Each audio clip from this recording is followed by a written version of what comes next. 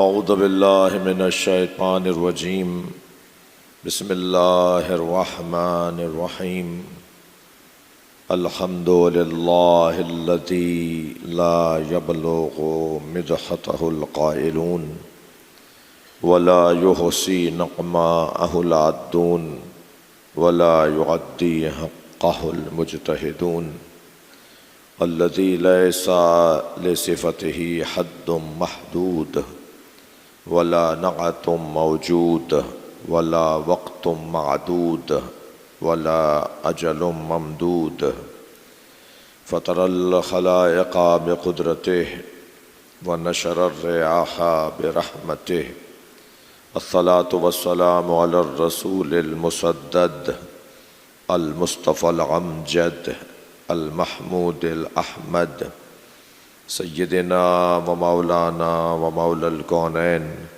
جد الحسن والحسين عاني أبا القاسم محمد اللهم صل على وآله الطيبين الطاهرين المعصومين الذين قال الله إنما يريد الله ليذهب عنكم الرجس أهل البيت ويطهركم تطهيرا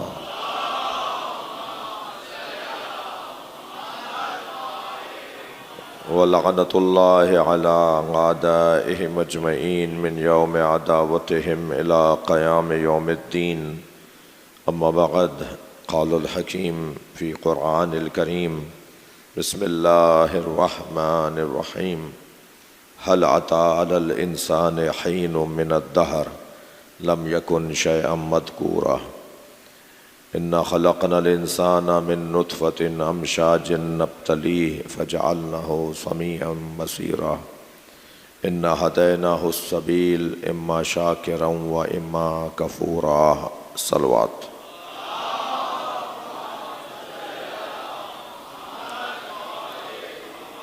ایک صلوات پڑھتے ہوئے تھوڑا تھوڑا سا آگے آئیے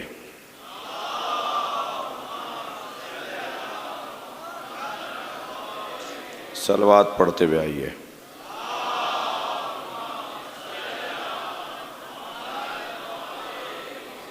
اس سے بلند صلوات پڑھیے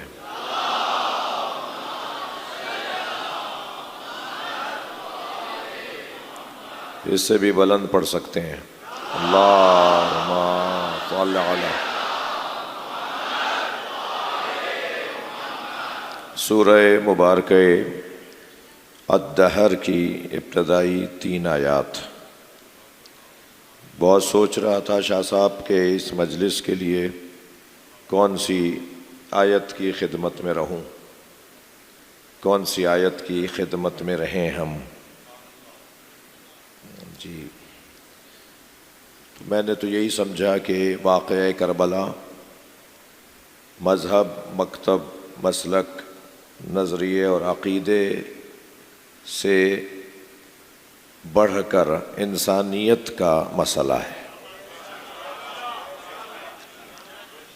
ایک عالم کو مار دیا جائے ایک سخی کو مار دیا جائے ایک شجاع کو مار دیا جائے ایک غیرت مند کو مار دیا جائے ایک خاندانی نسلی شخصیت کو مار دیا جائے تو یہ مسئلہ مکتبوں سے مسلکوں سے فکروں سے فرقوں سے نظریات سے بالاتر ہے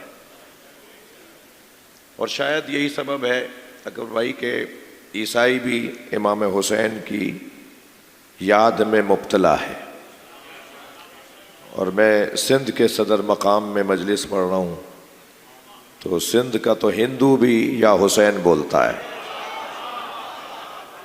جی وہ مسیحی مولا علی پر کتاب لکھتا ہے وہ مسیحی مولا حسین کی کربلا پر مقالہ لکھتا ہے پچھلے دنوں حرم امام حسین نے واقعہ کربلا پر ایک مارکۃ الارا کتاب حرم نے چھپوائی ہے جس کا لکھنے والا غیر مسلم ہے یہ کس نے کہہ دیا کہ ہماری ہے کربلا؟ یہ کس نے کہہ دیا کہ ہماری ہے کربلا؟ حق بات تم کہو تو تمہاری ہے کربلا۔ صلوات پڑھیں محمد و آل محمد۔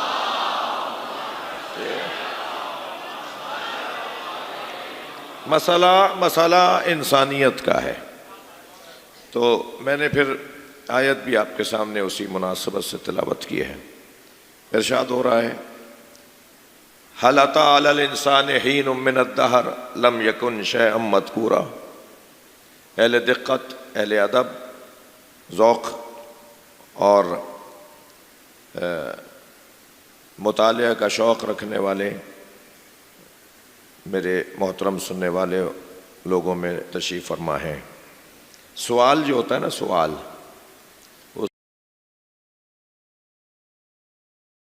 ایک مرتبہ سوال استفہامی ہوتا ہے، ایک مرتبہ سوال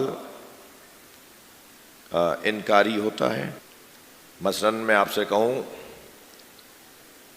کیا یہ امام بارگاہ نہیں ہے؟ یہ اثباتی سوال ہے۔ ہاں ہے، اس میں انکار پایا جاتا ہے، ٹھیک ہے؟ تو کبھی سوال انکاری ہوتا ہے اور کبھی اثباتی ہوتا ہے۔ اس اللہ جب ہم سے پوچھ رہا ہے، حل سوال کر رہا ہے، حل اتی علی الانسان حین من الدہر لم یکن شیئا مذکورا، کیا انسان پر کوئی ایسا وقت آیا جب وہ قابل ذکر نہیں تھا؟ ایسا وقت نہیں آیا جب وہ قابل ذکر نہیں تھا۔ انسان ہمیشہ سے قابل ذکر تھا۔ اور ایک سوال یہ کہ نہیں، ہاں انسان بعد میں قابل ذکر ہوا، کیا ایسا کوئی وقت آیا جب وہ قابل ذکر تھا؟ نہیں تھا۔ یعنی اب دو طرح کے انسانوں کا تذکرہ ہے۔ دوسری آیت میں اور اللہ نے واضح کر دیا، انا خلقنا الانسان من نطفۃ امشاج نبتلی، ہم نے انسان کو ایک کنکتے ہوئے پانی سے، ایک متحرک پانی سے خلق کیا ہے، اور وہ مختلف مرحلوں سے ہوتا ہوا فجعلناہ سمیعا بصیرا، ہم نے ہی اسے سننے والا اور دیکھنے والا بنا دیا۔ انا ہدیناہ السبیل اما شاکرا و اما کفورا، ہم نے تو اسے رستہ دکھا دیا تھا، اب چاہے تو یہ کفران نعمت کرے اور چاہے تو یہ شکران نعمت کرے۔ اب یہ جو دوسری آیت کے اندر اللہ نے وہ انسان کی خلقت کے بارے میں بات کی ہے نا، کہ ہم نے انسان کو ایک ایسے پانی سے بنایا اور مختلف مرحلوں سے گزار کر اسے سننے اور دیکھنے والا بنایا، یہ انسان کوئی اور ہے اور وہ انسان کوئی اور ہے جو ہمیشہ سے قابل ذکر تھا۔ جو ہمیشہ سے قابل ذکر تھا وہ محمد اور علی ہیں، اور جو نجاست سے بنا ہے وہ ہم جیسے ہیں۔ یہ دونوں برابر نہیں ہیں۔ ایک انسان تو وہ کہ جو ہمیشہ سے قابل ذکر تھا۔ ارے بھائی، اللہ کی بارگاہ میں ماتھا ٹیک کر، سر رکھ کر سوال ہو کہ ہمیشہ سے قابل ذکر تھا، نہ آسمان، نہ زمین، نہ چاند ستارے، تو کون تھا جو اس کا ذکر کرتا تھا؟ یہی تو سمجھا رہا ہے اللہ، یہ انسان وہ انسان ہے جن کا ذاکر خود اللہ ہے۔ کچھ صلوات پڑھیں محمد و آل۔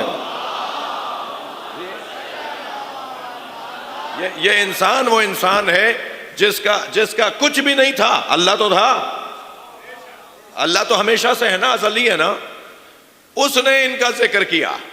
اور یہی ایک جملہ کہہ دوں، جن کا ذاکر خود اللہ ہو وہ نہ مجھ ذاکر کے محتاج ہیں۔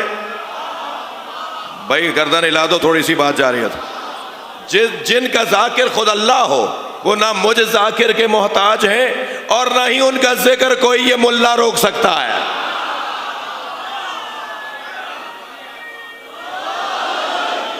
کوئی ان کا ذکر نہیں روک سکتا۔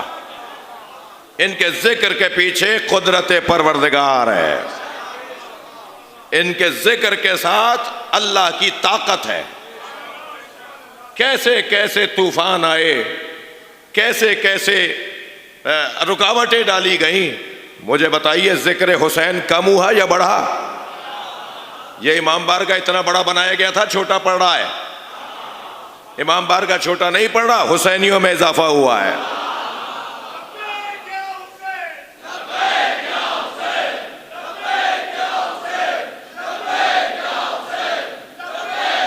بلند تر صلوات محمد و آل محمد.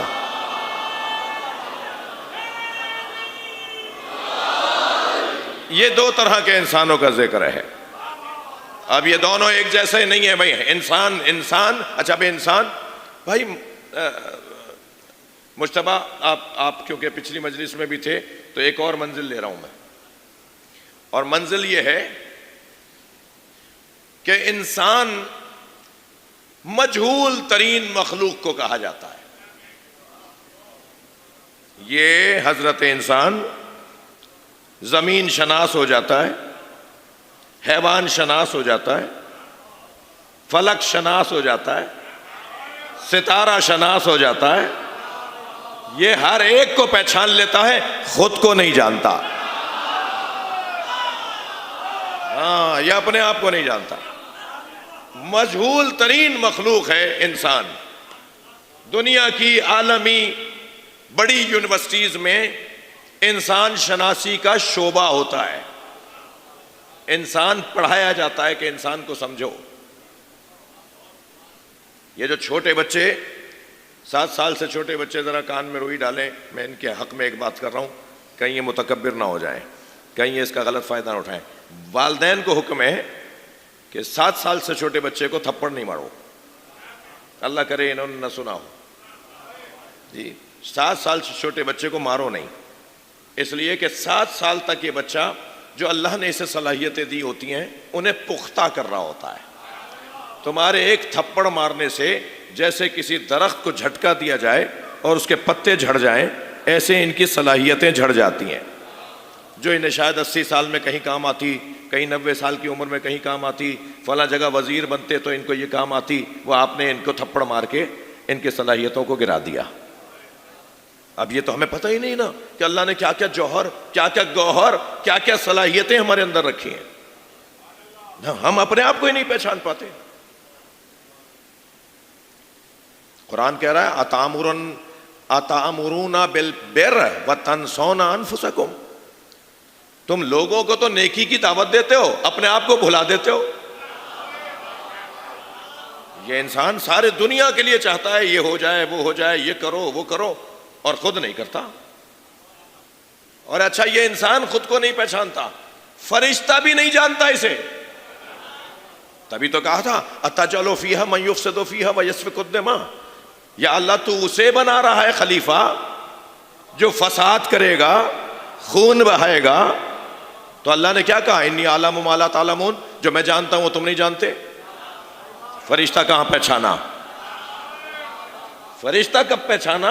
اگر فرشتے نے پہچان لیا ہوتا تو یہ بولتا, اور اللہ کا یہ جواب آتا کہ جو میں جانتا ہوں وہ تم نہیں جانتے. فرشتہ اسے نہیں پہچانتا. فرشتے نے مقدمہ رکھ دیا تھا کہ یہ فساد کرے گا, خون بہے گا. مجہول ترین مخلوق. یہ ایک دوسرے کو نہیں جانتے, یہ اپنے آپ کو نہیں جانتے. اب کیا کریں کہ جس کے ہاں یہ الجھنیں پائی جاتی ہوں, جس کے ہاں یہ ذہنی تناؤ اور کھچاؤ پایا جاتا ہو, وہ کیا کرے, اپنے آپ کو کس رستے پہ لے جائے؟ ساری دنیا کو اس کے حوالے کر دیا اور یہ اپنے آپ کو جانتا نہیں.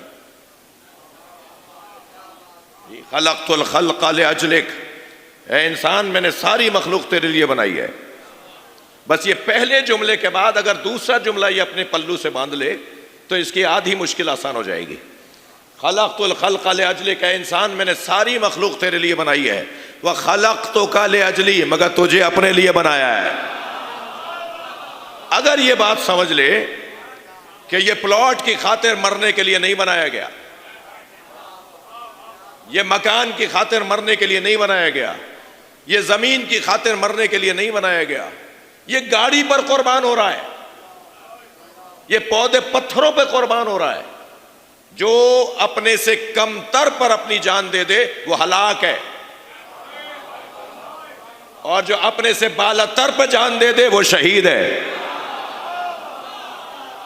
لہذا پتھر یعنی جماعتات جب نباتات پر قربان ہوتے ہیں تو وہ جماعتات کی شہادت ہے, اور جماعتات جب حیوانات پر قربان, نباتات پہ قربان ہوتے ہیں تو وہ ان کی شہادت ہے.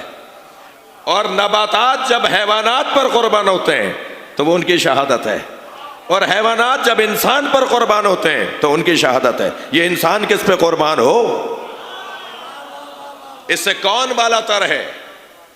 بس جب یہ پہچان لگے کہ مجھے کہاں اپنے آپ کو قربان کرنا ہے تو گویا یہ اپنے آپ کو سمجھنے لگا ہے۔ یعنی جب یہ تشخیص دینے میں کامیاب ہو جائے کہ مجھے کہاں قربان ہونا ہے، مجھے کہاں اپنی جان دینی ہے، تو گویا یہ اپنے آپ کو پہچاننے لگا ہے۔ بہت مشکل مخلوق ہے، بہت مشکل مخلوق ہے۔ یہ پیدائشی طور پر جاہل پیدا ہوا، میں نہیں کہہ رہا بھائی، قرآن کہہ رہا ہے واللہ اخرجکم من بطون امہاتکم لا تعلمون شیئا، اللہ نے تمہیں ماں کے شکم سے اس حالت میں بھیجا کہ تم شے کے بارے میں نہیں جانتے تھے۔ جی دانشور دانشمند کہاں کی بات کر رہے ہو، شے نہیں جانتے تھے۔ وہ سندھی پنجابی میں شاید کہتے ہیں ککھ نہیں جانتے تھے، بالکل نہیں جانتے تھے، تمہیں کچھ پتہ ہی نہیں تھا۔ جاہل پیدا ہوا، بزدل پیدا ہوا۔ ذرا اپنے بچے کے آگے اونچی آواز میں بات تو کیجئے، اس چھوٹے سے 1 سال کے بچے کے سرانے ذرا کوئی پٹاخہ، کوئی دھماکہ، کوئی آواز تو نکلے، اس طرح گھور کے تو دیکھیے۔ بزدل، بز فارسی میں کہتے ہیں بکری کو، بزدل نرم دل، بکری والا دل، ڈرپوک۔ یہ پیدائشی بہادر نہیں ہے، بزدل پیدا ہوا۔ یہ انسان کنجوس پیدا ہوا۔ اپنے ہی بچے کو ٹافی دے کر ذرا مانگ کے تو دکھائیے، اپنے ہی پوتے کو ٹافی دیجئے اور پھر کہیں بیٹا مجھے دو، سب پتہ چل جائے گا کتنا یہ سخی ہے۔ یہ پیدائشی طور پہ کنجوس پیدا ہوا ہے۔ یہ پیدائشی طور پر کھینچ کے بولوں گا، توڑ کر بولوں گا تاکہ کسی کو برا نہ لگ جائے، بے غیرت پیدا ہوا ہے۔ میں نے فوراً بولا ہوتا تو آپ کو برا لگتا۔ یہ غیرت لے کر نہیں آیا۔ پڑوس کی بچی نے کہا خالہ آپ کا بچہ بڑا پیارا ہے، میں اس کو کھلانے لے جاؤں؟ اماں نے نئے اجلے کپڑے پہنائے، جی کنگھی اور سرما لگایا اور پڑوس کی بچی کو دے دیا۔ 1 گھنٹے بعد اماں کو یاد آیا میرا بچہ پڑوس میں گیا ہے۔ جب لینے گئی تو اس نے کہا وہ تو برابر والی لے گئی۔ برابر میں گئی تو معلوم ہے برابر والی لے گئی، 5ویں گھر سے نکلا۔ جو چاہے گود میں لے لے، جو چاہے تصرف کر لے، تو یہ غیرت مند کہاں ہے بھائی؟ اگر کوئی ناراض نہ ہو تو جملہ کہہ دوں، اگر کوئی بچہ کسی غیر کی گود میں پلے تو بے غیرت، پورا ملک کہیں اور پل رہا ہو۔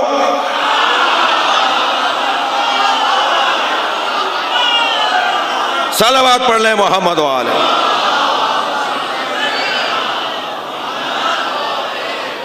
بھائی کسی اور کی گود میں جو چاہے گود میں لے لے۔ لہذا میرا اور آپ کا عقیدہ ہے ہمارے نبی نے کسی کافرہ کا دودھ نہیں پیا۔ صلوات پڑھیں محمد و آل محمد۔ تھک گیا آپ حضرات میری باتوں سے؟ عجلت مجھے ہے مگر آپ کی توجہ بھی چاہیے۔ ایک اور بلند صلوات۔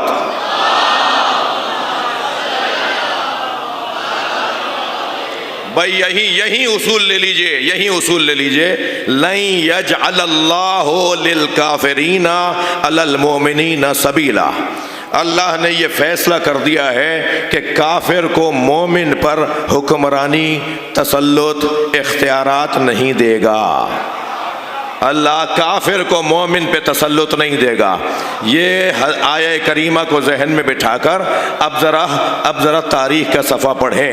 اگر کوئی یہ کہتا ہے نا کہ حضرت ابو طالب نے کلمہ نہیں پڑھا، تو مجھے اتنا جواب دے کہ اگر حضرت ابو طالب نے کلمہ نہیں پڑھا تو نبی کو پالنے والا، نبی کو گود میں رکھنے والا، قرآن تو یہ کہہ رہا ہے کہ ہم کسی کافر کو مومن پہ فضیلت نہیں دیں گے۔ عام مومن پر کافر کو فضیلت نہیں ہو سکتی، جو مومنین کی جان ہو، جو ایمان کا سبب ہو۔ یہ کیسے سوچ لیتے ہو کہ انہوں نے کلمہ نہیں پڑھا؟ میں ایمان ابو طالب پر بات کرنا توہین ابو طالب سمجھتا ہوں. ایمان ابو طالب پر بات نہیں ہونی چاہیے، عظمت ابو طالب پر بات ہونی چاہیے.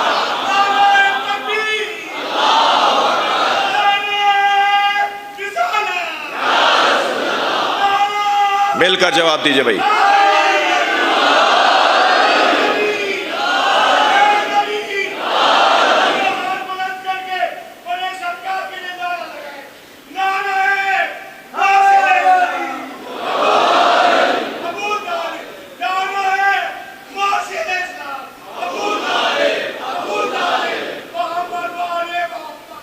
صلوات.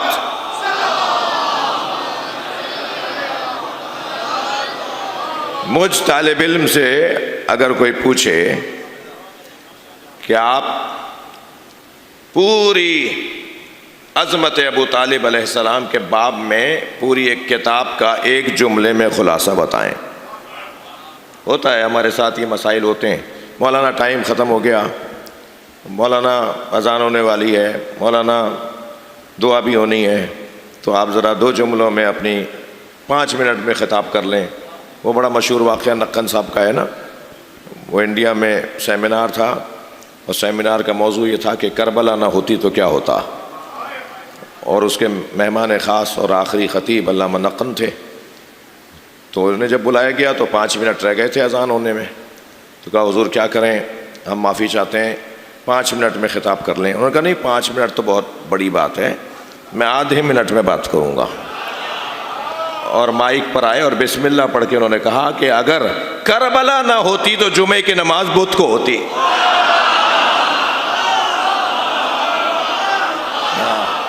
یہ ہوتا پھر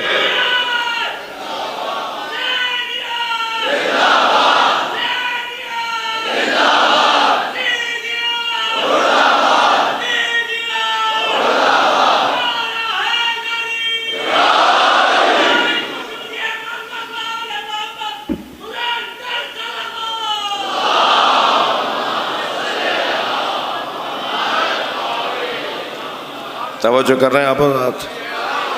یہ ساری کمزوریاں اللہ نے دی ہی اس لیے تاکہ ہم باکمال لوگوں کے محتاج ہو جائیں. اب اس انسان کو ڈھونڈو جو دنیا میں آنے سے پہلے پڑھ کر آیا ہے. ہم کون ہیں؟ ہم دنیا میں جاہل آئے. اور اب اس انسان کو ڈھونڈو جو ہمیشہ سے قابل ذکر تھا، جس کا ذاکر اللہ تھا.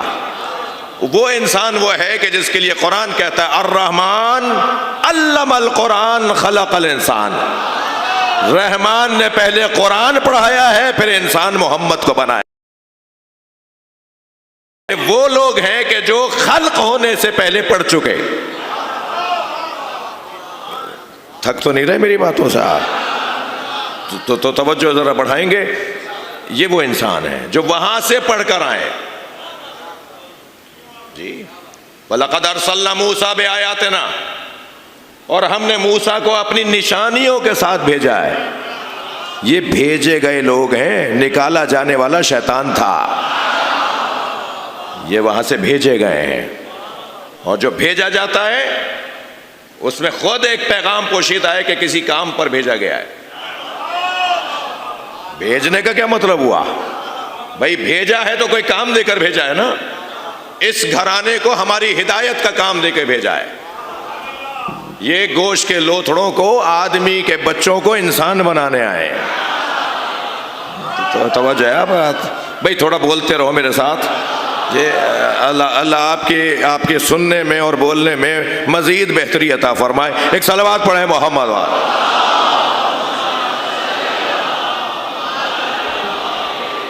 اس سے بلند صلوات.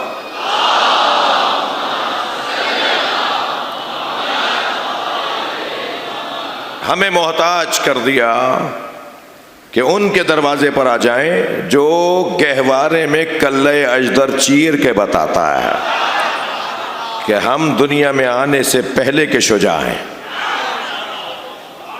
توجہ ہے بات کے جی.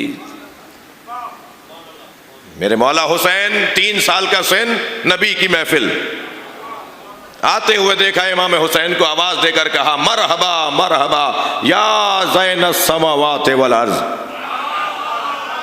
مرحبا، خوش آمدید خوش آمدید اے آسمانوں اور زمین کی زینت۔ امام حسین آ رہے ہیں، اصحاب کی انجمن بیٹھی ہے، سرکار محراب مسجد میں تشریف فرمائے، دروازہ مسجد سے حسین مولا داخل ہوئے ہیں، نبی کی آواز آئی مرحبا مرحبا یا زین السماوات والارض، خوش آمدید اے آسمانوں اور زمین کی زینت۔ ایک صحابی رسول نے کہا یا رسول اللہ انت زین السماوات والارض، آپ آسمانوں اور زمین کی زینت ہیں۔ میرے مولا نبی کو یہ ٹوکنا اچھا نہیں لگا، سرکار نے اتنی دیر میں امام حسین نبی کی آغوش میں آ چکے تھے، آپ نے ان کی پیشانی کا سر کا بوسہ لیا، وہ گود میں بیٹھ چکے تھے، فرمائے ان ابنی ھذا حسین اکبر فی السماء من الارض۔ کیا کہہ رہے ہو تم، کیا کہہ رہے ہو میرے جملے کے اوپر، میرے کہنے پر کیا ٹوک رہے ہو مجھے؟ میرا یہ بیٹا حسین آسمان میں زمین سے زیادہ بڑا ہے۔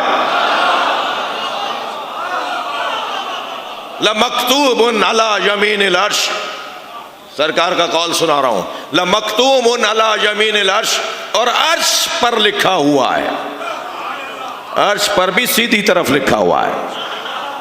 اب رہنے دیجئے کسی اور موقع کے لیے کہ سیدھی طرف لکھنے کا بھی کیا فلسفہ ہے، یہ سارا مجمع سیدھے ہاتھ میں نامہ عمل لینے والوں کا ہے۔ صلوات پڑھ لیں محمد و آل محمد۔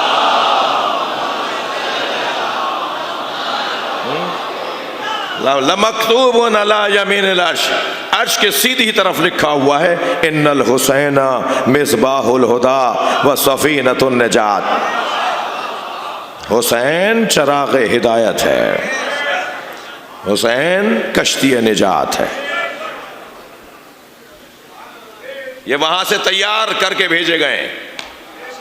میرا پسندیدہ مضمون ہے جو معمولاً محبت فرماتے ہیں اور ہمارے ہمراہ رہتے ہیں، وہ ہمارے ذوق سے بھی آشنا ہے۔ بہت دیر رکنے کا دل کر رہا ہے اس منزل پر۔ یہ وہاں سے سجا کے بھیجے گئے ہیں، یہ وہاں سے سنوار کے بھیجے گئے ہیں، اور کیا حسن ہے، کیا جمال ہے کہ سجانے والے نے ان سے پوچھ پوچھ کے سجایا ہے۔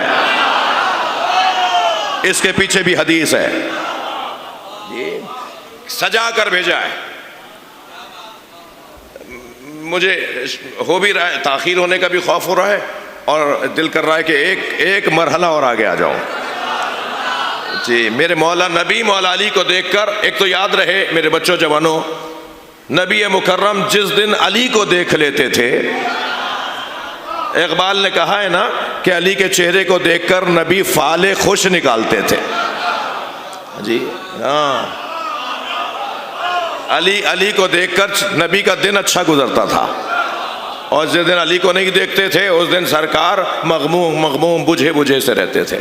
اور اگر کوئی کہتا تھا یا رسول اللہ آج آپ ذرا اداس نظر آ رہے ہیں، تو فرماتے تھے بہت دیر ہو گئی علی کو نہیں دیکھا۔ جی یہ کیفیت میرے مولا نبی کی اور مولا علی کی۔ تو ایک دن اسی کیفیت میں تھے کہ ایک مرتبہ آواز دے کر کہا یا علی زینک اللہ، ذہن میں رہے کہ انہیں وہاں سے سجا کے بھیجا ہے۔ یا علی زینک اللہ بالزہد فی الدنیا وحب المساکین، یا علی اللہ نے تمہیں دو چیزوں سے بھی سجا کے بھیجا ہے۔ جن چیزوں سے سجا کے بھیجا ہے ایک لمبی حدیث ہے، طویل بحث ہے، مگر دو چیزیں اس حدیث میں فرما رہے ہیں۔ یا علی اللہ نے تمہیں دو چیزوں سے سجا کے بھیجا ہے، تمہیں زاہد دنیا بنایا ہے اور مسکینوں سے پیار کرنے والا، فقیروں اور مسکینوں سے پیار کرنے والا۔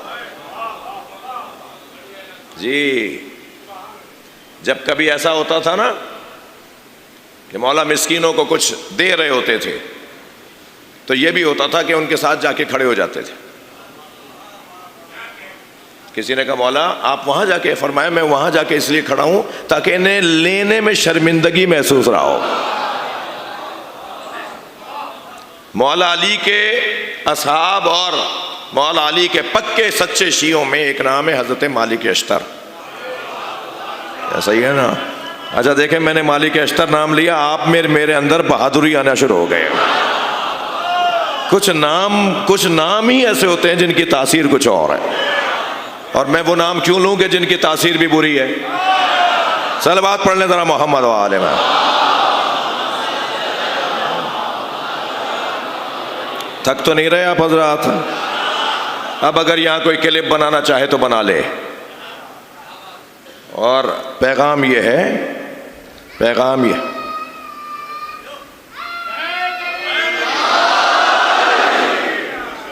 ان بچوں کی سلامتی کے لیے صلوات۔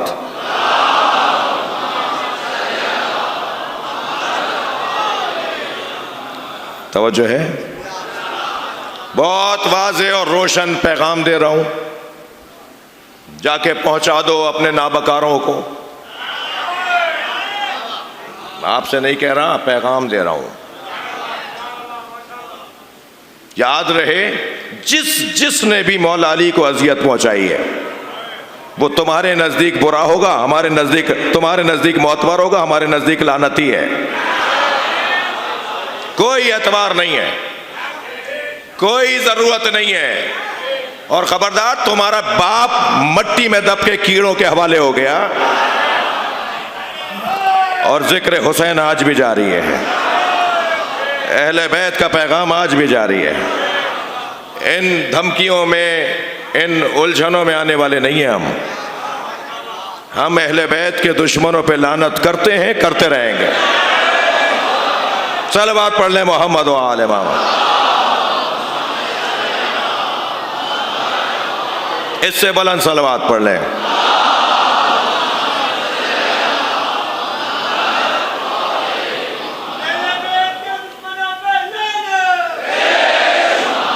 آسمان پر، عرش پر فرشتے امام حسین کا دیدار کرنے کربلا آتے ہیں ہر شب جمعہ۔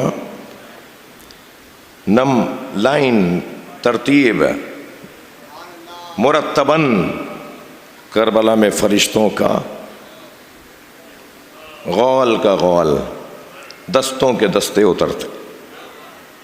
5000 فرشتے واپس جاتے ہیں تو 5000 فرشتے کربلا میں آتے ہیں۔ گنبد امام حسین پر فرشتوں کی آمد و رفت ہو رہی ہوتی ہے۔ یہ جگہ کوئی اور جگہ ہے، یہ بھی جگہ جو ہے نا اس وقت جہاں آپ اور میں بیٹھے ہیں، انہو مصلی اللہ،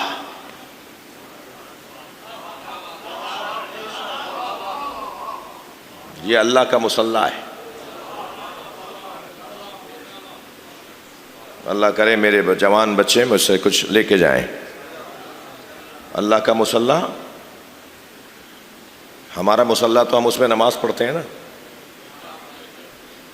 جی۔ یہ اللہ کے مصلی کا مطلب بتاؤں؟ جب سرکار معراج پہ تشریف لے گئے تو آواز آئی، قف یا محمد ان ربک یصلی، اے محمد رک جاؤ، تمہارا رب یصلی۔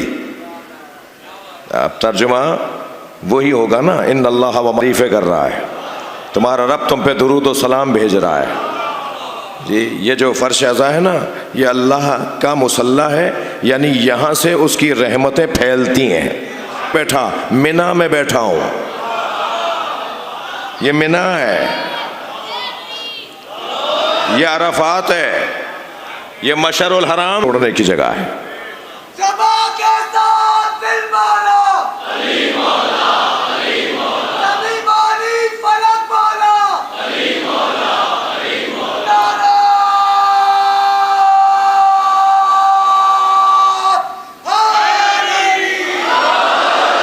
حسین چراغ ہدایت اور کشتی نجات۔ جو 9ویں درجے پہ فائز ہے وہ 8ویں والے کو ایمان سے خارج نہیں کہہ سکتا، جو 8ویں پر فائز ہے وہ 7ویں کو ایمان سے خارج۔ تو مجلس کے بعد، حسین پہ رونے کے بعد مجھے حق نہیں ہے کہ میں اسے ویسے ہی گناہگار مانوں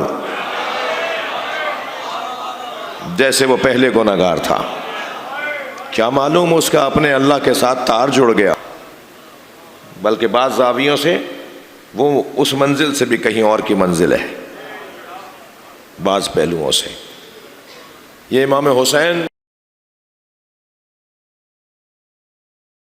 بیٹھے ہیں، یہاں سارے فقیر بیٹھے ہیں، ہم سب مانگنے آئے اور اس سے مانگنے آئے جسے اللہ نے دیا ہے، اس سے کیا مانگیں کہ جس کے پاس خود نہیں۔ حضرت جابر ابن عبداللہ الانصاری خانہ کعبہ کا طواف کر رہے ہیں، کسی چاپلوس نے آ کے کہا سرکار مطاف میں گورنر مکہ بھی ہے۔ جی بہت برا حال ہے بھائی، تکلیف دہ حالات ہیں۔ چائے کی پیالی پر ایمان بیچنے والے تیزی سے وہ سادگی کا دور، وہ جانتے تھے کہ غمزدہ لوگ عیش اور عشرت میں نہیں جیتے، غم تقاضائے سادگی کرتا ہے، غم تقاضائے سادگی کرتا ہے، جتنا زیادہ غم ہوگا اتنا سادگی بڑھے گی۔ وہ بیچارے مسکین نہیں تھے ہمارے بڑے، اور وہ دور اس لیے روحانی دور تھا کہ لائن میں لگ کے تبرک لیا جاتا تھا، ایک کھیرا بھی گر جاتا تھا، ایک تبرک کا ذرہ بھی گر جاتا تھا تو اسے ڈھونڈ کے اٹھاتے تھے، یہ نیاز گری ہے، پھینک کر دینا، لڑ کر لینا۔ کہاں لے جا رہے ہو قوم کو؟ کون بتائے گا، کون ٹوکے گا؟ ٹوکنے والے نہیں رہ گئے، سفید بالوں والے اب اپنے ہی بچوں سے ڈرتے ہیں کہ اگر ہم نے اسے ٹوک دیا تو یہ طلاق سا جواب دے گا۔ پہلے گلی کا بزرگ پورے گلی میں رہنے والے بچوں کا بزرگ ہوتا تھا، وہ اپنے بچوں کی طرح دوسرے بچوں کو ڈانٹتا تھا۔ عزاداری کی ایک تہذیب ہے، عزاداری کا ایک کچھ آداب ہیں، جی سوچنے کی ضرورت ہے، سمجھانے کی ضرورت ہے۔ اور خبردار کوئی ذہن میں یہ نہیں لے کر آئے کہ یہ تبرک لینے آئے ہیں۔ تم کون ہو جو دو گے؟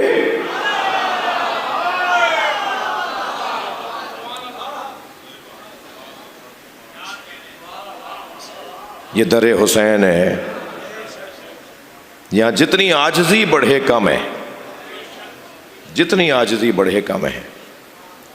میں خواتین سے کہوں گا، میری آواز سن رہی ہیں، کہ کسی کو دھکا نہ لگ جائے، کسی کو کونی نہ چبھ جائے۔ آپ سے بھی ہاتھ جوڑ کے کہوں گا، کسی کی بے ادبی نہ ہو جائے، اس لیے کہ ایک دادی پوتی کو لے کے آتی ہے، اور جب عزادار روتے ہیں نا تو وہ پوتی دادی سے کہتی ہے، دادی یہ لوگ ایسے کیوں رو رہے ہیں؟ تو دادی کہتی ہے، سکینہ یہ تمہارے بابا پہ رو رہے ہیں۔ تو بی بی کہتی ہے، کاش یہ کربلا میں ہوتے، میرا بابا یوں نہ مارا جاتا، میرے بابا کو پیاسا نہ مارا جاتا۔ اجرکم اللہ، اجرکم اللہ۔ آپ کی آوازیں بلند ہو گئیں، اللہ آپ کو کسی غم میں نہ رلائے، سوائے غم اہل بیت میں ہمیں رونے رلانے والوں میں قرار دے۔ 2 دن پہلے قیامت گزر گئی جناب زہرا پر، سیدہ کے سارے بچوں کو مار دیا، اور سیدہ کی بڑی بیٹی کو اسیر بنا لیا۔ کعبۃ الذرائع، مصیبتوں کا کعبہ زینب، جن کے گرد مصیبتیں چکر کاٹتی ہیں۔ اجرکم اللہ، اجرکم اللہ۔ رونے والوں، جب جناب زہرا پہ دروازہ گرا نا تو اس منظر کو دیکھنے کے لیے نبی نہیں تھے، اور جب مولا علی کے سر پہ ضربت لگی تو اس منظر کو دیکھنے کے لیے جناب زہرا نہیں تھیں، اور جب امام حسن کو زہر دیا گیا تو اس منظر کو دیکھنے کے لیے مولا علی نہیں تھے۔ سنیں گے اور جب امام حسین کے گلے پہ خنجر چلا تو اس منظر کو دیکھنے کے لیے امام حسن نہیں تھے، مگر سینے پہ ہاتھ مار کے کہیں کہ زینب ہر مصیبت کو دیکھنے کے لیے تھے۔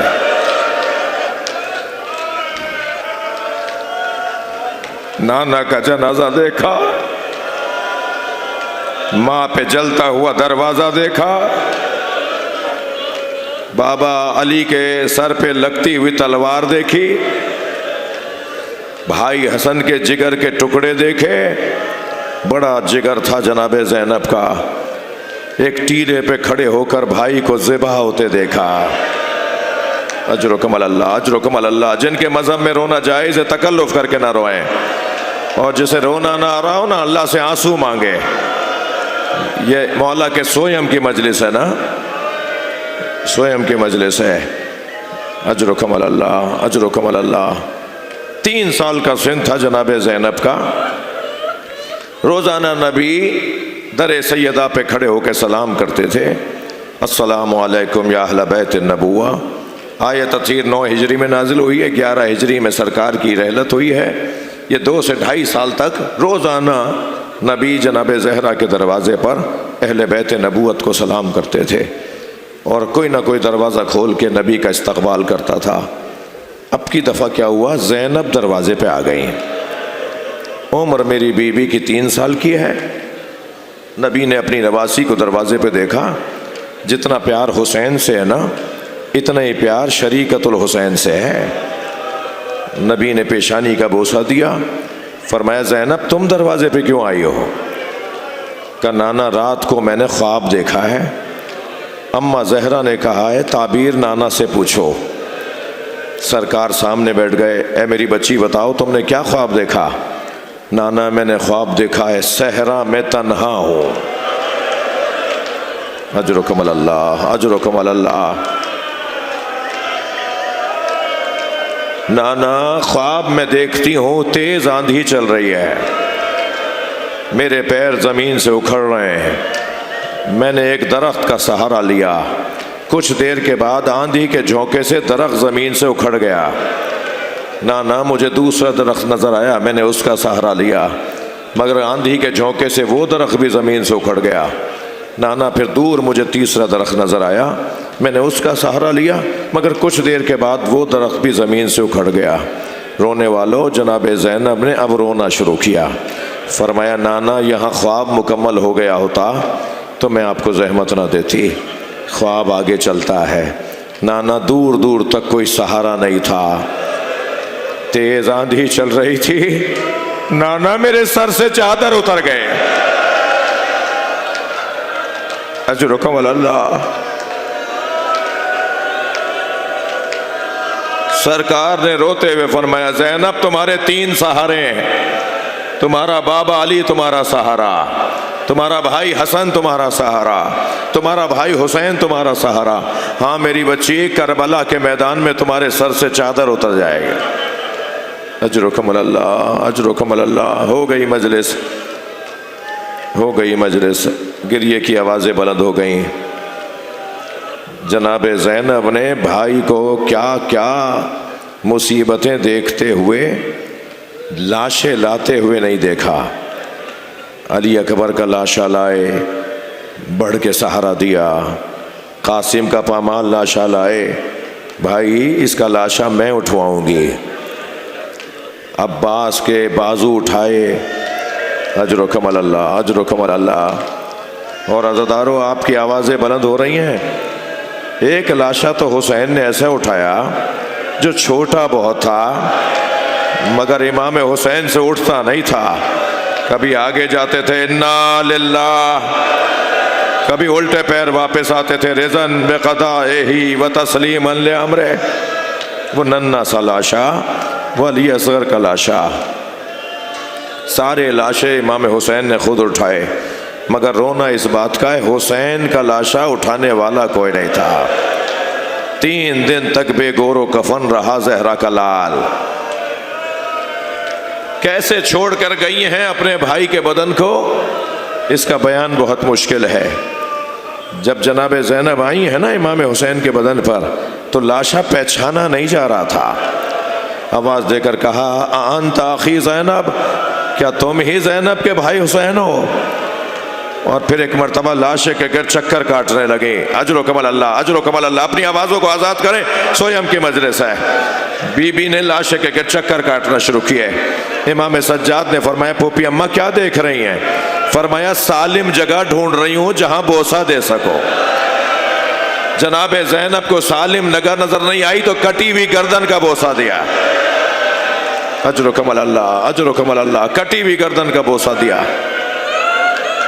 اور پھر بیٹھ گئی اپنے بھائی کے بدن کے برابر میں، زارو خطار رونے لگی. امام سجاد نے فرمایا پھوپھی اماں آپ عالمہ غیر معلمہ ہے، آپ کو تو سب میرے بابا نے بتایا تھا، آپ کو تو سب آپ کی اماں نے بتایا تھا، آپ کو تو سب پتا تھا یہ ہونا ہے. تو بیٹھ گئی رونے لگی. زین العابدین مجھے بس ایک بات کا جواب دو، دیکھ رہے ہو میرے بھائی کے بدن پہ دھوپ آ گئی ہے، میرے بھائی کے بدن پہ دھوپ آ گئی ہے، میرے بھائی کے بدن پہ کپڑا نہیں ہے. ظالم آبا اتار کر لے گئے، امامہ اتار کر لے گئے، نالے نے اتار کر لے گئے. میں کیسے بتاؤں کیا ہوا؟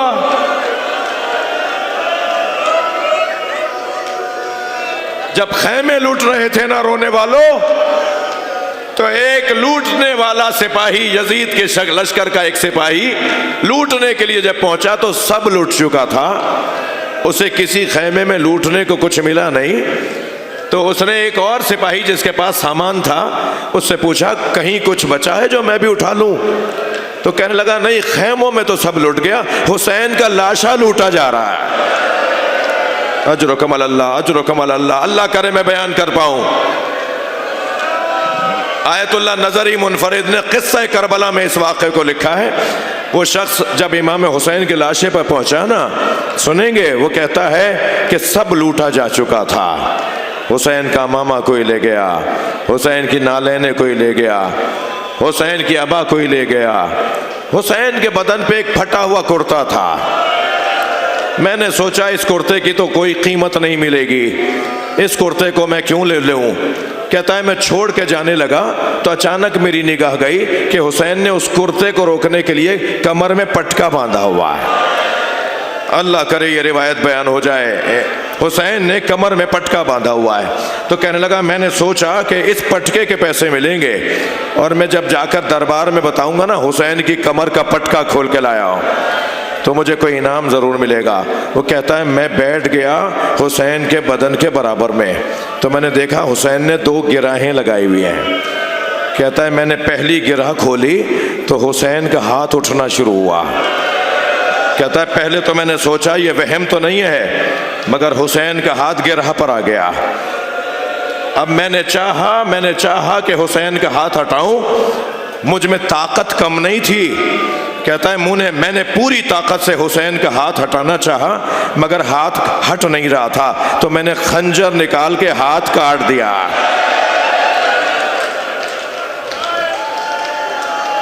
کیسے دیکھا ہوگا جناب زینب نے.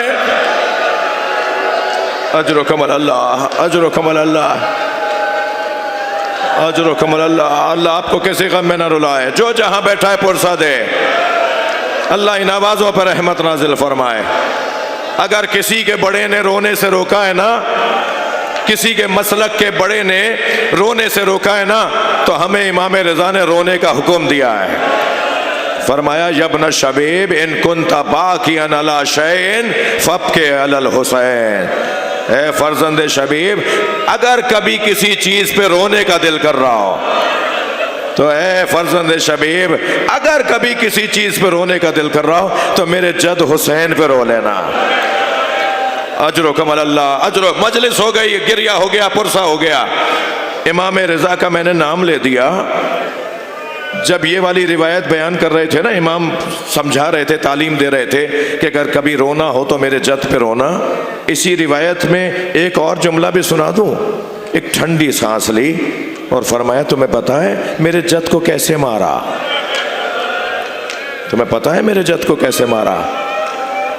کہا یا ابن شبیب زمانہ جاہلیت میں भेड़ को ज़िबह करके नहीं खाते थे, चारों तरफ खंजर लेके लोग बैठ जाते थे, उसे एक दरमियान दायरे में छोड़ देते थे और हर शख्स खंजर मारता था। जब वो इतना ज़ख्मी हो जाता था कि गिर जाता था, तब उसका गोश्त काटते थे और फिर खाते थे। ये कह के रोए और फरमाया मेरे जद के चारों तरफ खंजर बरदार, नेज़ा बरदार, तीर बरदार कमाने जोड़े खड़े थे और इतने जख्म मारे कि मेरे जद घोड़े से गिरने लगे। अजरुकम अल्लाह, अजरुकम अल्लाह। कैसे देखा होगा जनाबे ज़ैनब ने, कैसे देखा होगा। बैठ गई अपने भाई के बदन के बराबर में और फरमाया ज़ैनुल आबदीन देख रहे हो मेरे भाई के बदन पे कपड़ा नहीं है, मेरे सर पे चादर नहीं है। ज़ैनुल आबदीन मैं कमसिन थी, अपने घर के सहन में सो रही थी। कुछ देर बाद मेरी आँख खुली तो मैंने देखा सारे सहन में धूप है मगर मेरे ऊपर साया है। तो मुझे ताज्जुब हुआ ये साया कैसा है। तो मैंने पहलू बदल के जो देखा तो यही भाई था जो चादर पकड़े खड़ा था। अब बताओ ज़ैनब कहाँ जाए। जो भाई मुझसे इतना प्यार करता। अल्लाह। हो गई मजलिस अज़ादारो, एक मंजिल बस और आगे आ जाए। आज 12 मुहर्रम है, आज इमाम हुसैन का लाशा दफनाया गया है और बनी असद को इमाम सज्जाद ने आवाज़ देकर कहा मेरी मदद करो। एक बड़ी कब्र खुदवाई, उसमें सारे शहदा को एक जगह लेटाया। अल्लाह आपको करबला ले जाए और गंज शहीदा की ज़ियारत करके आएँ जहाँ सारे शहदाए करबला एक बड़ी कब्र में लेटे हैं। फिर फरमाया अब मेरे साथ नहर के किनारे चलो, अब मेरे साथ फुरात के किनारे चलो। वहाँ जो पहुँचे तो एक ऐसी लाश नज़र आई जिसे उठाते थे तो लाशा ढलक जाता था, लाशा ढलक जाता था। कतलू हो इरबन इरबा, कतलू हो इरबन इरबा, लाशा ढलक जाता था। चटाई में लपेट के गठड़ी बना के दफनाया है। अजरुकम अल्लाह, अजरुकम अल्लाह। और आवाज़ देकर कहा चाचा मेरी पुपी कूफे में आपको याद कर रही है। फिर फरमाया मेरे साथ चलो। नशेब करबला में आ गए जहाँ हज़रत अली अकबर का लाशा और इमाम हुसैन का लाशा, 2 कब्रें बनवाई, एक पाइती एक सिरहाने। सिरहाने लिटाया इमाम हुसैन को और पाइती में लिटाया हज़रत अली अकबर को। और भैया को लिटाते हुए कहा भैया तुम्हें बाबा का जवार मुबारक हो। भाई अली अकबर तुम बाबा के साथ रहोगे ये तुम्हें मुबारक हो। और मैं कूफा और शाम के बाज़ारों में माँ बहनों के साथ, अजनबियों के मजमों में, पत्थर मारने वालों के दरमियान, अजरुकम अल्लाह, अजरुकम। मजलिस हो गई। ये मसाइब करबला में, हरम इमाम हुसैन में एक बहुत बुजुर्ग आलिम दीन ने पढ़े जो मैं पढ़ रहा हूँ। और जब मजलिस से वो उतरे, मिंबर से उतरे, तो एक रोता हुआ अज़ादार उनसे लिपट के कहने लगा मौलाना आपने ये नहीं बताया अली असगर को कहाँ दफनाया। अजरुकम अल्लाह। बस आखिरी जुमले, अली असगर को कहाँ दफनाया। उस आलिम दीन ने कहा मुझे नहीं पता अली असगर को कहाँ दफनाया। रात को जब सोए हैं ख्वाब में इमाम हुसैन नजर आए। फरमाया हमारे रोने वालों को बताओ अली असगर मेरे सीने पे सो रहा है। ज़ैनुल आबिदीन ने ये बच्चा मेरी गोद में लिटा दिया। अब सकीना माँ के पास रहेगी, अली असगर बाबा के पास। अला लअनतुल्लाह अला कौमिल ज़ालिमीन फसयअलमुल लज़ीना ज़लमू अय्यामुन क़लबून या हुसैन या